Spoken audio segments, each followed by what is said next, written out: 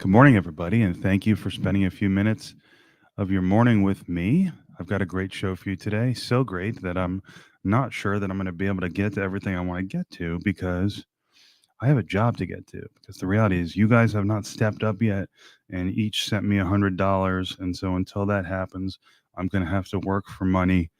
And nobody's paying me to do this. That's for damn sure. But I got a great, yet. But I got a great show for you today. Let me get right into my first topic, which is this beef I had with this guy I went to high school with yesterday. I posted, as I frequently do, something about aliens, demons, angels, something kind of fun, right? And he sends me a DM on Instagram. He says something to the effect of, "Why do you post such dumb stuff about like whether aliens or angels exist?" He goes, "It just destroys your credibility from your podcast and pretty much makes you look stupid." And I wrote back to him, and then I publicly put this on Twitter. I said, "Hey, man, I disagree with you that it's not worth posting about because I think a lot of people are thinking something extraordinary is going on, whether they want to call it angels, demons, aliens, so whatever." I said, "Hey, I disagree with you. I think it's an interesting topic. And the reason I post about it, one is because I tend to believe that there is something extraordinary going on, but two, because it's all about a search for truth. That's what this podcast is, right? Searching for political identity. What's true, what's correct, what's right. And from there, we should be able to pretty easily derive what the proper role of government is and who's right, Democrats or Republicans or libertarians or independents, whatever." And I guess I'll share with you at this point the main insight I've learned in 3 years of doing this podcast so far is that sadly it's taken me 3 years to get this far, but the main nugget I've gained is that libertarians view the Republicans and the Democrats as a uniparty. They're all on the same team. And the libertarians say, look, we need to just burn the whole house down. That is the government. Burn it down. Literally get rid of the government. And that's the only way you can end corruption because they say as long as you have a government, you have a mode, a vehicle for corruption, and that's not going to work. Whereas an independent, an RFK type of guy says, no, we agree that Republicans and Democrats are a uniparty working on the same team, not our friends. But we don't say burn the house down. We say call the exterminator and get the rats out of the house, get the pests, really drain the swamp, really, really clean house. And ultimately, the house can and should still exist. We should have a government. Big difference, right? So I'm kind of trying to figure out, am I a libertarian or an independent? If you follow me closely, you know that I've interviewed several leading libertarian presidential candidates, and I've been flirting with becoming a libertarian, and I might. I'm really attracted to a lot of the ideas of libertarianism, genuinely. But the likely outcome for this election is that I'm probably going to vote for Kennedy, right? Because he allows me to vote for someone who is associated traditionally with Democrats. As you know, I voted Obama, Clinton, and Biden. And so he is like a little stepping stone, maybe the next election. I'll be a full-blown libertarian, but so this thing is probably heading towards Kennedy, but it's not a lock. I'm not ready to start stumping for him, but I just think that and people ask me, so why Kennedy? He's a kook. I don't know if he's a kook. First of all, I don't know his past in the same way that I'm not sure Donald Trump's past was relevant. You know, a man or a woman gets to a certain point in their life and they decide they want to run for president. If they've got the talent, ability, and discipline to do it, give them a freaking chance. So I'm giving Kennedy a chance. That's for damn sure. Now, let me move on. Okay, I'm going to get to some news stories after I tell this story. I'm going to give you what I have learned is the overarching narrative as it pertains to aliens. And so then we can ask ourselves, do we think this is likely the case or likely not the case? But either way, what is the story? And then after we come back down to earth, that'll take about 3 minutes. I'm going to touch upon some interesting news stories that I think are going on around the world. Okay. So, and this ties back to what I started with, which is why do I post about aliens and shit? First of all, I saw a clip of Joe Rogan, who I don't watch actually regularly, but I see clips, and he had Eric Weinstein on, or actually, this was a different clip. Joe Rogan is talking to, who's he talking to? I forget who he's talking to. He's talking to Lex Fridman in this particular clip. And Lex is basically calling him out, asking him if he thinks he's gone a little too far and believing in UAPs, aliens, and shit. And Joe Rogan says, "We want to believe," and I'm with Joe on this. We want to believe that something really cool is going on, because it would be really cool. Because that's like wild, right? We want something larger than ourselves. We want a story larger than ourselves to plug into. And maybe for some of us, this kind of alien narrative is more believable than the Bible. Maybe it's more interesting to us. Who knows, for whatever reason. But wouldn't it stink if life was just as mundane as the average atheist thought it was? You go to work, you come home from work, you exercise, you have your friends and family. That's great. But nothing else going on? So I admit that I want something really cool to be going on. I love sci-fi. I love stories. I want something trippy and wild to be going on. That's why I like to believe in aliens. But you don't have to look far to see how many people are talking about UAPs, aliens, all this stuff, interdimensional beings. And so the question is, why is all this information out there? Is it the CIA? Are we being manipulated? Well, of course we are, but what's true, what's not? So wading through all these narratives and trying to get to the truth is what this podcast is about. So I will say that my alien postings are relevant because I'm searching for truth, searching for political identity. But here's the overarching narrative that I've been exposed to. So, by the way, I'm drinking espresso, not coffee, because I'm better than you. Okay, one second. Here's the deal with aliens and UAPs, as I have been able to ascertain. You talk to enough people who are into this stuff for a while, and eventually you'll come away with the following narrative: that there are two types of civilizations in this world. Let's call them type A and type B. Type A is the ones who use technology to keep gaining these new abilities. They just keep, I'll use the word ascending. Maybe the correct word is descending, but they keep evolving through the use of and merging with technology. Okay, so to cut to the chase, these entities disconnect themselves from God, from the source, from consciousness. And as they merge deeper and deeper with technology and AI, they become basically just like a mindless hive organic AI society. They're physically merged with the craft that they travel to our planet, to our reality with.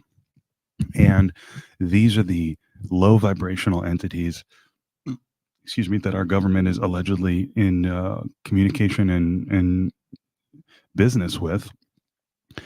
These are the entities that allegedly supply us with their technology and abduct us and whatever. These are physical beings that have, again, disconnected from consciousness. Whereas there's another type of civilization out in the universe, speaking at large. These are the type that ascend, gain all these abilities through consciousness itself, through nature. They become closer to God, closer to source. They eventually transcend the need for a physical body. And so they're basically just light. You hear about this stuff: astral projection, remote viewing, using consciousness to zip in and out of there, here, whatever, all these abilities. So there are two competing civilizations, archetypes: the technology type, the low vibrational, and the natural type, the high vibrational. You might call these demons and angels. Are they all aliens? What is the right word for them in this story? Who knows? But the idea is that there is a competition. There's more than one type of each civilization here right now, always has been. And we're kind of in this story we're subject of a battle. The low vibrational entities want to keep us in the physical and the material, and the high vibrational entities want us to ascend and join them. So that's pretty wild, right? So yeah, my note here is to explain the two types of civilizations. Oh yeah, and I'll just tell you, when I was a kid, probably 11 or 12, we always used to play Manhunt in my neighborhood. Manhunt is basically hide and seek for cool kids. There's one base, there's one jail, and you all hide out and whatever. It's fun. Play at night, run around your neighbors' backyards.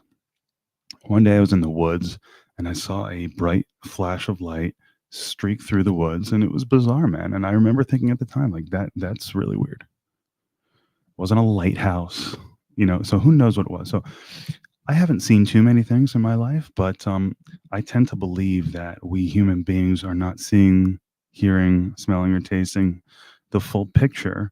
And so, what does it all mean?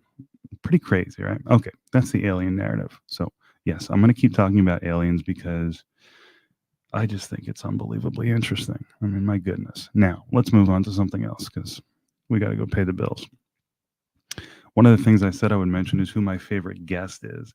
And I'll be honest with you, I was tossing and turning last night because like, oh man, like I don't want to offend anybody because I've really had amazing guests. Like I've had unusually good guests. So I've been doing video podcasting since January only. So if you go, if you scroll my highlights tab here on X, which is where all my podcast episodes are, or if you go on YouTube and scroll through, you see I've had amazing guests recently, but it'll only go back to January. If you want to see what I've been doing since 2021, you got to go to like my Spotify, Apple Podcasts, or wherever audio podcasts are available. And you can find this in the link in my bio. But if you do that and you just kind of go through a quick scroll through all the episodes I've done since 2021, I've had some amazing guests. So it really would be impossible to pick the favorite one. But in a bit of, I don't know, fate, destiny, you might have it. I got a DM from the person who manages Joe Exotic this morning. And I had Joe on my show, I don't know, maybe a year ago or something. We spoke for 15 minutes from when he was in federal prison. It was amazing. He's such an interesting guy. I really enjoyed talking to him. It was like, I'm talking to Tiger King. What the hell? He was running for president at the time. I guess he still technically is, from jail as a Democrat. So, it was very cool. I'll be honest with you. It's the first and only time I ever paid for a guest. I did pay. I shelled out a couple bucks to talk to Joe Exotic. So I just got a DM from his social media account manager, and they were like, Joe wants to talk to you on your show this week. When is good for you? So my favorite guest is Joe Exotic. No, but he was really good. Very human, very real, very raw, very caring guy. I like Joe Exotic. Episode 100 it was. But I've had so many great guests, like really blessed. So that was one thing I wanted to mention. What else? Yeah. Okay. And so why I started my podcast very quickly, and then I'll just hit a couple of these news stories that I mentioned. I would mention. I started the podcast because I grew up in a liberal household of a strong relationship with my father, not always super easy, but he's a hardcore progressive, as are his brothers. And so part of this is a growing up thing for me, even though I'm 34 and I should have grown up 10 years ago, still trying to figure out, hey, do I want to believe what my dad believes when it comes to politics, or do I have different feelings? But that being the basis, the father-son relationship, always voting for Democrats, Obama, Clinton, Biden, then going to law school, graduated in 2022. During the Trump era, seeing all the Trump derangement syndrome and the pandemic, it's like my world was flipped upside down. Everyone's world was flipped upside down. How could you not be searching for all the censorship? How could you not be searching for political identity right now? It's kind of what I would say. So yeah, I am trying to figure out what I want to do. And as I alluded to already, probably going to vote for Kennedy. Let's be real. But okay, now that I've ranted for a few minutes, let me tell you about an interesting news story. Well, actually, first of all, really, really quickly, before I go on to these, a story in Israel and a story in South Korea, I want to tell you about this guy, Bashar. I've mentioned it in a previous live video, and I'll do this very quickly. Bashar is the name of an alleged alien, an entity that is channeled through a medium, a guy named Daryl Anka. He's kind of popular, but I've been on TikTok lately. I got my girlfriend advised me to get on TikTok so I could share clips of my podcast. And now I'm obsessed with these clips from this guy, Daryl Anka, channeling this entity Bashar. And he explains everything black and white. This is how reality works. This is what the deal with aliens. This is the deal with souls. This is the deal with the law of attraction. And he gives really, really effective and useful life advice. And his main nugget is to pursue your highest passion with to the best of your ability, to the absolute best of your ability, with absolutely no expectation that you're going to get anything in return. If you do that, you will manifest a life that supports you, that is pleasant for you. So I'm taking his advice and saying, hey man, drop the pressure on if you can have a successful podcast. Just do, if this is what you're excited about and passionate about, do it to the best of your ability, and then go to work and expect nothing. Isn't that really beautiful? So maybe some people say, hey man, Bashar's a demon. Okay. Bashar is, because people will say, hey, these entities that make communications with humans and try to influence people, 80 to 90% of what they share will be useful, good, and true, correct information. But there's 10%, 20% that they're holding back, that they're manipulating you with. And so the idea here is that these entities are real and they are deceptive. And so does that make them demons? Does that make them bad acting aliens? I don't know. But there are a lot of people who think that there's a lot more going on than what meets the eye. So what can I say? I digress. I'm always interested in this off-world subject. Okay, now let's go to Israel really quick. There's a story. There's so many things going on in Israel and so much that could be said, but one particular story to focus on is this idea that the Jewish Torah scholars, I guess they're called yeshiva. I'm Jewish, by the way, but I'm just not very Jewish. I don't know. I think there's 50,000 of them in Israel. And until a week ago, they were protected by law. They were not mandated to fight. They were not conscripted. But there's this whole thing going on between the secular part of Israel and the religious part of Israel. Like, oh, we think these yeshiva guys should fight. Everyone fights. So, like, why should a regular citizen have to do 3 tours when a yeshiva person has to do 0? I mean, that's not right. So there's a battle going on right now in Israel, to say the least, about who should fight in the army and why. And so that's very interesting. The argument from the yeshivas was like, look, dude, we've been protecting the Torah for 3,500 years, and this is a make it or break it moment. If you conscript us and you take us away from our full-time studies, we're going to lose the Torah. So that's pretty wild. And another interesting story going on in the world is in South Korea. You may have heard about this medical doctor thing. The government decided that they needed more doctors in society, aging population, rural population. Okay. And so they said, look, we're going to just by decree say that these medical schools are going to take X amount more applicants than they previously had. So they just basically erased the standards for getting into medical school in South Korea. The government did. And they said, just let all these people in, let them in.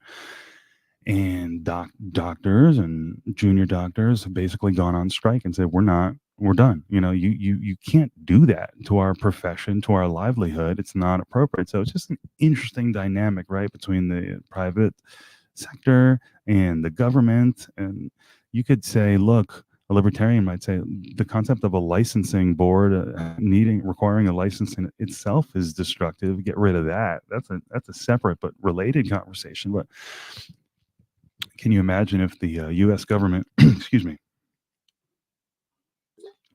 said, "Hey, we're just going to tell every law school to let everyone in who applies." You know, Vivek talks about this a lot, but meritocracy and diluting skills is you can understand. Hey, I'm in charge. We have so many people. We need more doctors. What are we going to do about it? Well, let's just by decree say we're going to have more doctors. But I guess the lesson there is you can't. And by the way, in South Korea, the doctors are putting up such a fight that the government is backtracking and looking to make a deal. So we'll see what happens. But this tension between the government and people and what is the right way to organize a society is very interesting to me. And yeah, and so in conclusion to this live stream, why am I leaning toward Kennedy? Because I'm no longer convinced that look, the Democrats, I just don't connect with them anymore. I just don't connect with them anymore. Hardly anything that comes out of a Democratic politician's mouth is appealing to me. And maybe half to 70% of what comes out of a Republican's mouth does appeal to me. So have I changed? Did law school, the pandemic, the Trump experiment, have I changed? Have I grown? Or has the party changed? Have the politics changed? Undoubtedly, both have, right? Everything is constantly in flux. So that's what this podcast is about, searching for political identity. My next guest is Austin Peterson. He does an amazing morning show. What is it? Wake Up America, I think it's called. You guys know Austin Peterson. He's fantastic. I'm speaking to him on Thursday afternoon. So tune in for that. And maybe I'll do a live stream before then, maybe not, but it's been a pleasure spending some time with you this morning. I got to finish my espresso and get my ass to work. Thank you all and have a great day.